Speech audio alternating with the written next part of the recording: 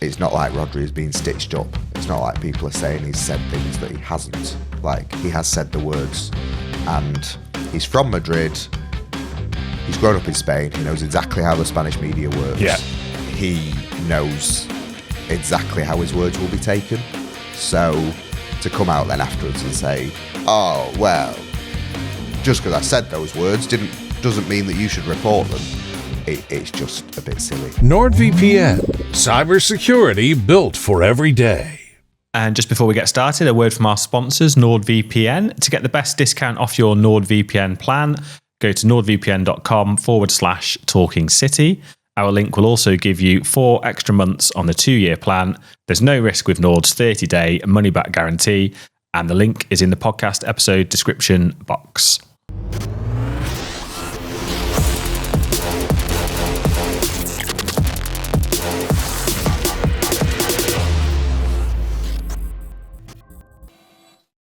Hello and welcome to the latest edition of the Talking City podcast with myself, Alex James, and Chief City writer Simon Bajkowski. Simon, welcome back. Thank you. I've not seen you since departing a tube train. Tube train? Is that right? Tube train. I was very smug leaving you from Wembley because my train set off about 10 minutes before yours, but got back about an hour before yours because I was going to Leeds rather than Piccadilly. That's right, yeah. But then the M62 was shut on the way home. Oh, you're joking. I was not cancelled it out.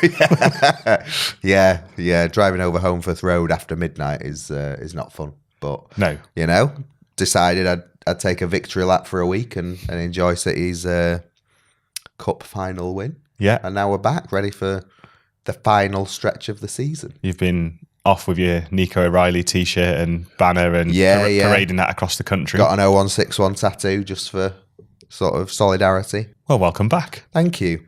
Have you missed me? Always. Good. As ever. Good. The podcast has certainly missed you because we've not had one since the cup final fallout show. Yes. Obviously, a lot to like about that, but A lot to like. A lot that's happened in the last week. Yeah. The charges are coming, aren't they? Are they? Apparently, somebody on Twitter thinks they are, who's an Arsenal fan. So that means that gives carte blanche for everyone to write about it all over again and regurgitate the same old slop. I do enjoy a update. Yes, yeah. An update. Here's some quotes from 3 months ago that don't offer anything. Yeah. I'll tell you what, when the charges do actually drop, it's going to be a non-event. Well, it will be a non-event because everyone knows what's going to happen. That's the thing. Everyone knows it's already gone on. I tell you what, if they don't get a 60-point punishment now, it's going to be end of days. You're going to be people, angry mobs after Kieran Maguire. It's going to be chasing him through the streets. Can't believe you've come back after a week and a half off and just piled straight in. 10 seconds into a podcast, you've just gone all in, two-footed. Yeah, don't mention the charges. Don't. Yeah, no, but it was. Do you know what? I was pretty off my phone for the week. I wasn't sure where you were going to go there. I'm glad you said phone rather than and I face. quite enjoyed. I was on my phone to see things, but I sort of made a conscious point of like not responding to messages and things like that, but it meant I could just see and observe. And so the charge is nonsense, and then like the Rodri nonsense and other things, you could just kind of just like hilarious. One day City fans are after Rodri's head, and then the next day it's like, oh, the media's fault. Yeah, we love Rodri after all, it's fine. It's all the media's fault. And you're like, oh my God, come on. What I do like about Rodri is he gives he gave that interview. Yeah.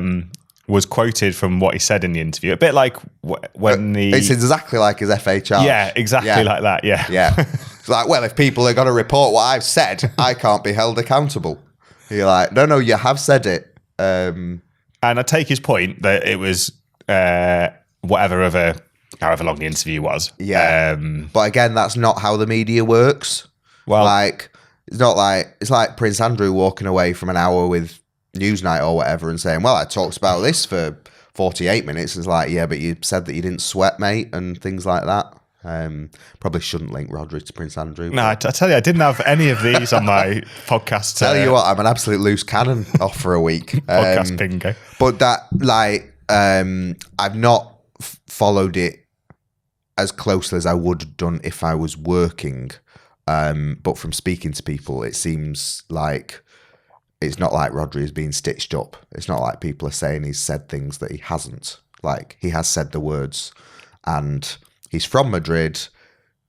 He's grown up in Spain. He knows exactly how the Spanish media works. Yeah. He knows exactly how his words will be taken. So to come out then afterwards and say, oh, well, just because I said those words doesn't mean that you should report them. It's just a bit silly. And like most Spanish players, most players who come from La Liga go back to Spain at some point. Like, City have been blessed to have some amazing Spanish players, Rodri, David Silva, and the like, and Sergio Aguero who came from Spain and then went back there. Like, you kind of accept that they will go, but you just want them to like show respect for the club at all times. And I think it was more pointed, the sort of the hurt from supporters at what Rodri had said, because it's Real Madrid and because there's been this whole Vinicius versus, Real Madrid boycotting the Ballon d'Or ceremony because Rodri won. You'd sort of think, well, why would Rodri want to go and play for Real Madrid if that's the sort of club that they are? But he's also grown up with them as a big superpower. But he also played at Atletico, and there's some Atletico fans who weren't too happy either. So a mess of his own making, I would say. Yeah. Where do you think it leaves Rodri? Because he's obviously got 18 months or just under 18 months left on his contract.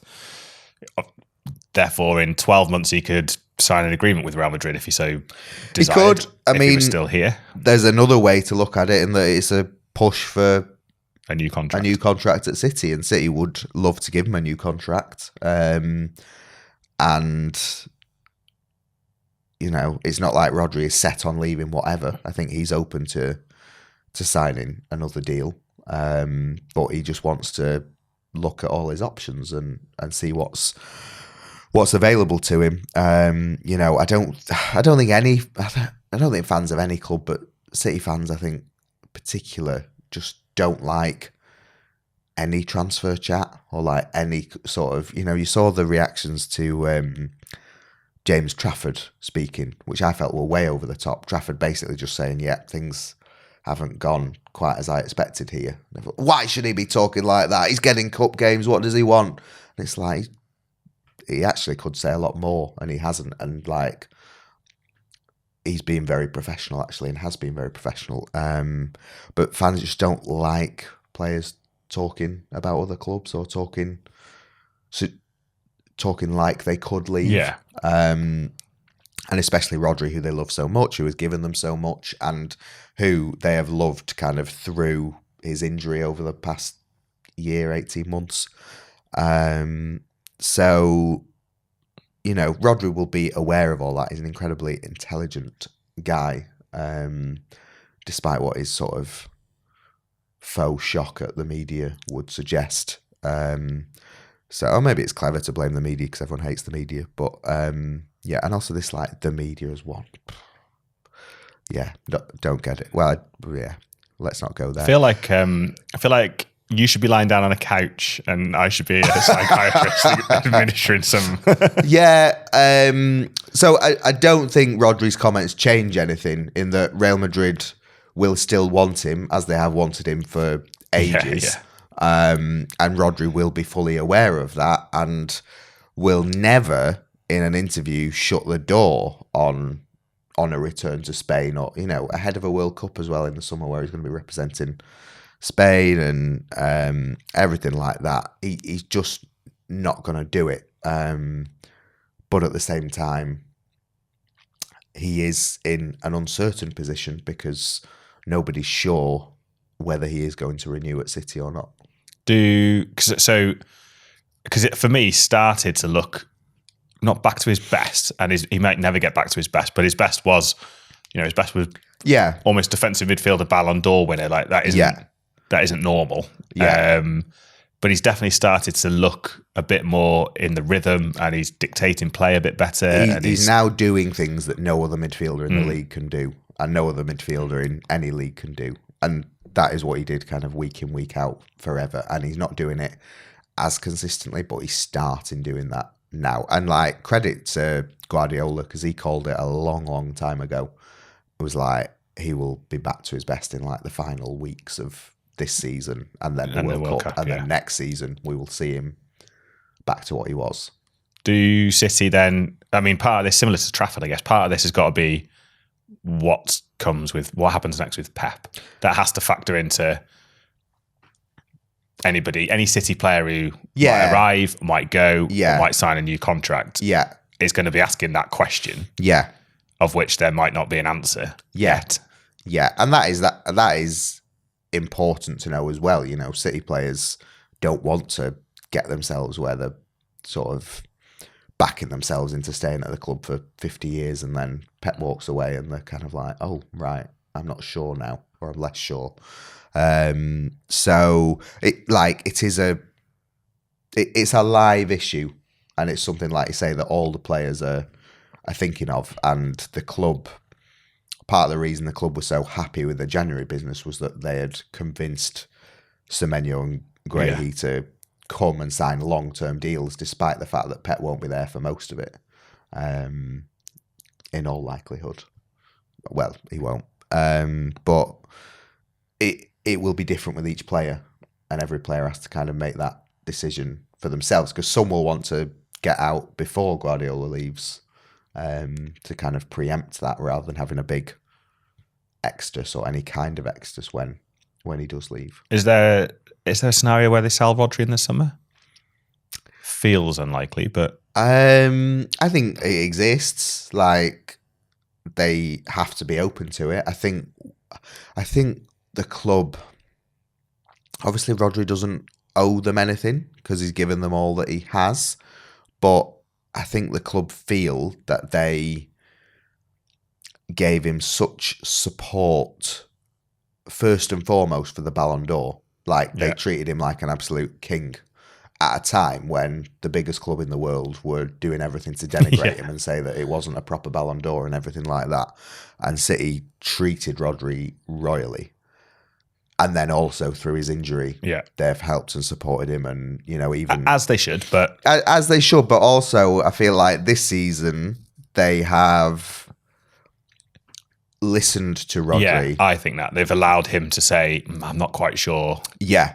And very early in the season, you think back to like Brentford when he came off after 20 minutes and then came out afterwards and was like, yeah, I'll be fine, I'll be back. And then he came back and then it wasn't.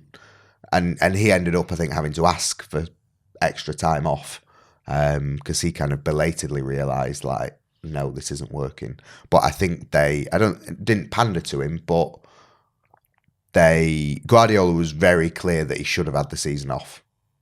And then he came back because he wanted to come back. And it was brilliant that he did come back, but in coming back, it probably caused more setbacks for him and for the team trying to work around him than it would have done if they'd operated differently. And so I feel like the club, you know, if he wants to go this summer, he will go. But they will feel like if he does go, they would like to think that they will get a fee that reflects not only the player that he is and will be next season and beyond, but also, you know, the support that they've given him over the last 2 years. Because it would feel, in that scenario, assuming Bernardo Silva goes, which I think everyone kind of expects him to go. Yeah. Losing Bernardo Silva and Rodri, and I appreciate they're not maybe what they were, and they might not be again. But that would be a massive, big vacuum of talent, experience, know-how, leadership. Yeah. Loads of things that are very, very difficult to replace. Yeah. And I know there's Nico Gonzalez, but he's kind of fallen off the radar a bit since playing so much. Tijani Reinders hasn't maybe hit the heights that were perhaps maybe wrongly expected after that Wolves game, but hasn't quite been consistent enough to warrant playing. You'd have to go and sign somebody, and they may well go and sign Elliot Anderson, may well go and sign somebody else as well, or instead. But that would be a big gamble to lose Rodri and Bernardo in the same summer? Yes, it would. Like ideal scenario for, well, what City would like, expecting that Bernardo will leave, is to keep Rodri, bring Elliot Anderson in. You've got Nico Gonzalez. That you maybe bring someone else in. That kind of feels like a strong midfield still that can deal with the loss of Bernardo Silva, and you have Rodri or Ruben Dias as captain, and Guehi has added to the leadership feel, and Haaland's one more year on and things like that. But yeah, it would be enormous shoes to fill.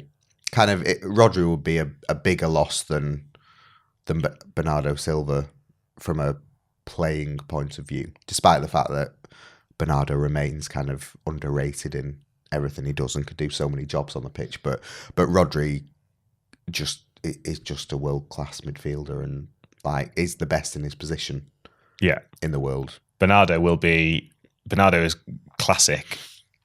But remember what he did when he's not here anymore will be much more appreciated than what he is doing while he is here, if that makes sense. Yeah. And like I'm just very pleased for Bernardo that he has lifted a trophy as City captain, and he deserves it more than anyone, because he has worked so hard, and I think his work rate often is sort of the first thing you talk about, and you forget that he is another world-class player. Yeah, like he is so good at football. Well, and Guardiola isn't talking about him the way he does because he's not doing that for the fun of it. He's doing that because Guardiola has been around so many world-class players and knows exactly what Bernardo has and offers. But also for Bernardo, it's about it's just past 12 months, I think, since that FA Cup game at Bournemouth when Nico O'Reilly came through,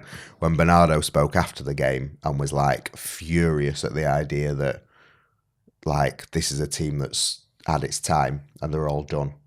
And quite a few of them were, but Bernardo was the idea that he was finished, he was not having it.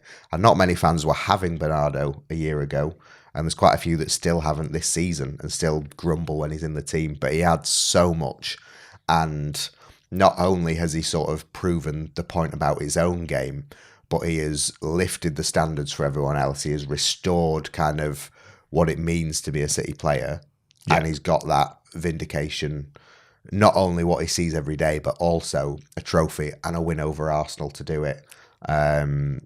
He will have enjoyed that so much, and like I say, it's just so deserved for him. In Bernardo bingo of his things he enjoys most, beating Arsenal, up there, beating Liverpool on Saturday, up there, and another trip to Wembley if they do. I feel like Bernardo just wants to beat the best. He wants to beat the best teams that are out there so that he can say that he is the best and City are the best. And obviously his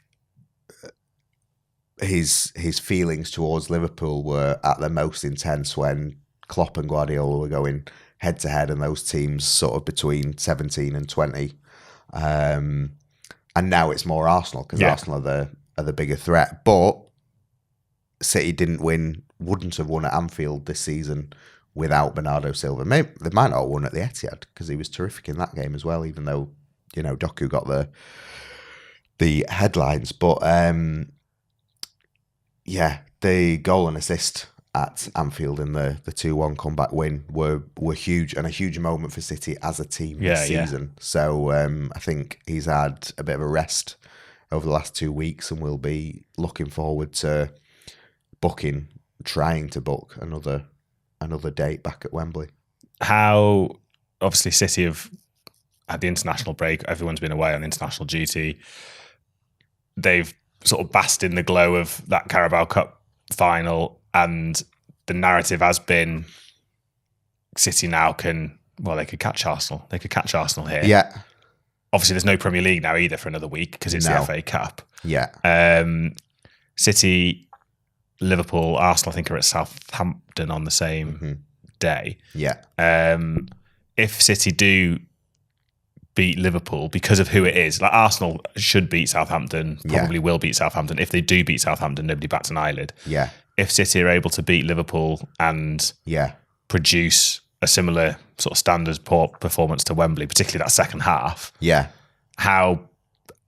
how big can that be on top of what's already gone before? It just adds to it. Like Arsenal are in a no-win situation where everyone expects them to win against Championship team. Like they're away to Southampton, and Southampton are pretty good, like a lot better than they were earlier in the season, and will be looking to shock Arsenal. So, you know... stranger things have happened. Yeah. Like, I don't think it would be an enormous shock if Southampton did, because like they are a very good Championship team. They've got lots of Premier League pedigree in the past, and like it is their cup final. If they can beat Arsenal, they get to Wembley. How good is that? You win one game at home, you unsettle the best team in England, possibly in Europe, and you get to Wembley. Amazing. But Arsenal will be heavy favourites, and everyone expects them to win. City should be and will be favourites against Liverpool. Liverpool kind of showed again before the international break that they're just not there this season. Yeah. You know, it will be the first game since Mo Salah announced that he is leaving, and that they could have a bounce on the back of that. But they've been pretty flat all season when everyone's expected them to be flat, and they were flat against City in both league games, really. So a game at the Etihad, the first time City are playing at the Etihad since they beat Arsenal to win the Carabao Cup. They should win, but like you say, if they can put another performance in, that will just add to the bounce around City ahead of what is a very difficult trip to Chelsea next week. Yeah. And then, like, you know, it could all count for nothing, and there've been 2 games in the last month in the league where, you know, Forest and West Ham, they've just fallen flat on their face. But especially because there's no Champions League anymore, City should be fresher and should be kind of, or will be looking to attack these games. And the FA Cup, I'm a big believer in other competitions influencing like everything around them. Yeah. So I think the Carabao Cup will have some say on the Premier League, whether it's visible or negligible. And I think the FA Cup can have that as well. I feel like City need the win on. So even if they produce a performance and they lose, I don't know, say they lose on penalties or whatever, or they lose to 1-0 or whatever to a world-class goal or something, but they play really well. I think they need that performance because, as you've sort of alluded to, and as we've seen countless times this season, they've been a very much here we go. Oh, no, actually not quite, because we can't quite follow up. Yeah. Not necessarily result with result, because they have strung quite a significant unbeaten run together, and they have strung quite a few wins together earlier in the season as well. But just when you think something's building, something happens and it just sucks a bit of the life out of it again. Yeah, but also with Arsenal, they had been quietly building, and there has been a reluctance to kind of talk up Arsenal because they've been caught in the past. But it began to look like the Premier League title race was turning into a whimper, and the Carabao Cup was seen as, well, if they can get over the line here, that is step 1 of a quadruple, guys. Yeah. And now it's like, well, if City can beat Liverpool and go to Wembley, they won't care if they get in the semi-finals. They won't care if they get Arsenal, because they'll be like, bring it on, we beat you. We beat you a month ago. We'll beat you again. And City can go from a position of Arsenal potentially winning 4 trophies to City saying, no, we're having at least 2 of them. Yeah. And we'll give you a proper run for your money in the Premier League as well. I think the FA Cup semi-finals the week after City play Arsenal in the league. Yeah. So there is a lot for City to go at. And also Arsenal, that I do think with the treble, City were helped by having big games that they had to get up for, with like Bayern and Real in the Champions League and Arsenal. Like each team works differently, but like you can say that Arsenal have a gentler schedule and the running is pretty kind, and like they've had Leverkusen in the Champions League and they got Sporting and Southampton, but now having had those doubts from the Carabao Cup final, you then go to Southampton and then you go to Sporting and they're games that people expect you to win. And they're like, well, now what have you got? Now what have you got? And Yeah. there's a bit more pressure on them having lost the cup final. And with the FA Cup as well, as City and Guardiola have just proven 2 weeks ago, they win trophies. I know they didn't win a trophy last season unless you're Pep and you count the Community Shield. But Arsenal, I don't think have won a trophy since the whatever year it was where there was the COVID FA Cup final, 2020 would it have been? Yeah. That was a massive golden opportunity for Arsenal to, it's Man City. It's not like they were playing whoever, but you're not going to be playing whoever in a cup final because they don't reach cup finals very often. Yeah. And they didn't get over the line and they didn't do it. And City, for all that they're not perfect and they're not flawless and they're not Premier League title winners. Yeah. But they know how to win trophies in games like that and they know how to get over the line in games like that and they know how to produce something that enables them to do that. Yeah. And like we've said a lot, but also today, the narrative around City this season has been inconsistency. And they're not expected to win the league. I don't think it's likely that we turn around and say, well, they weren't consistent enough to win the league. But if they can book another trip to Wembley, they can really add that pressure on and say, well, no, actually, we are very, very consistent and we are breathing down your necks in more than one competition. Yeah, and they aren't consistent, but they're not inconsistent in that, I don't know, how many games have they lost in the league? 4? Yeah. Something like that. It's not many. No. And they might not lose another one. Yeah. But they're not at the consistent excellency that they have been in the past. And people think, oh, it's April, City will just win their last 8 games because City have done that once before maybe, but they've certainly gone, 9 wins and a draw maybe in the last 10, for example. Yeah. Consistent. Well, they used to be like this team that looked incredible and invincible and couldn't be stopped, and they are not that team anymore, but they certainly look like that team again at Wembley. Yeah. And like you say, if they can bring that level of performance back again against Liverpool and against Chelsea, then what a build-up for welcoming Arsenal to the Etihad that will be. It's going to be a huge April, isn't it? I think we said that about March. Hope so. Yeah. Even if City are knocked out of the cup, it's still Liverpool, Chelsea, Arsenal. Yeah. So it's tough, and March was tough, and March was quite disappointing in the Champions League and in the Premier League. But then you have that. I mean, we kind of talked a bit before the cup final about it's probably a successful season, even if they don't win anything.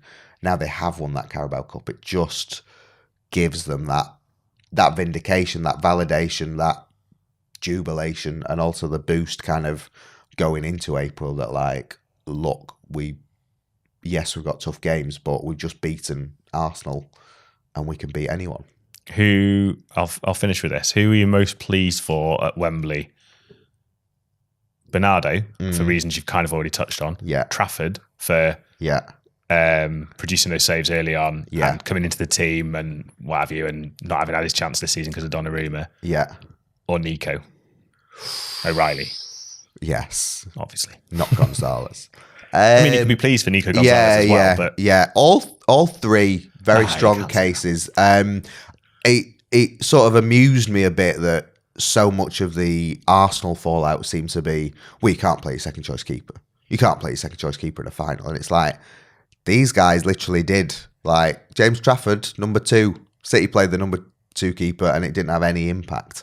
And there also seems to be this idea with, like, well, as soon as Raya's in goal, he'll play right over City's press and that will be City's game plan ruined. And you sort of think, not sure it will be. That's all well and good. James has bought you 30 seconds of thinking time. Yeah, James Trafford deserved it, and also great that he had, like, his big moment in the final as well. Yeah, and he's gone on. He's gone on to make his England debut as well, hasn't he? And I hope that is enough to get him on the plane for the World Cup. I think he's shown enough that he is able to just come in and do an excellent job and perform to an excellent standard. Which is all he'll be needed to do in the World Cup anyway. Yeah. Probably not even that. Yeah. Nico O'Reilly, just amazing. he's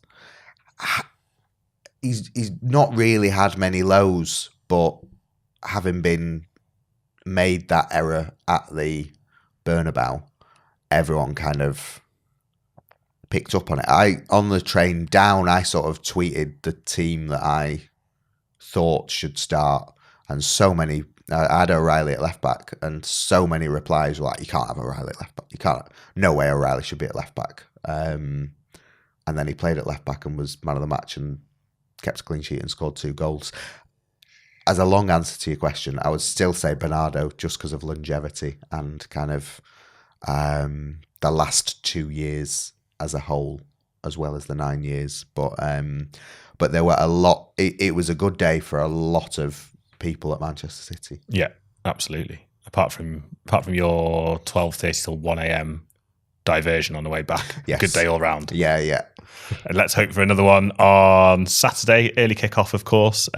So we will bring you everything that you can expect from the Etihad for the Cup quarter-final with Liverpool and indeed beyond. And we will be back, I think, next Tuesday because of bank holiday, Easter schedules and studio availability. Good Friday is not a day we'll be recording. No, there won't be a podcast on Good Friday. But there will be a press conference. I was going to say, there will be a press conference, so Yeah. rest assured we will be working. Yes. But on Easter Monday, we will be potentially not working. Maybe eating Easter eggs, I don't know. Or hot cross buns. You a hot cross bun fan? No, in a word. I was, less so. Now I don't eat gluten. Oh, yeah. Very good point. Poor question from me. Yeah, it's fine. I learn all sorts on the pod. Right. On that bombshell, we will depart and we will see you soon. Thanks for watching. Thanks for listening.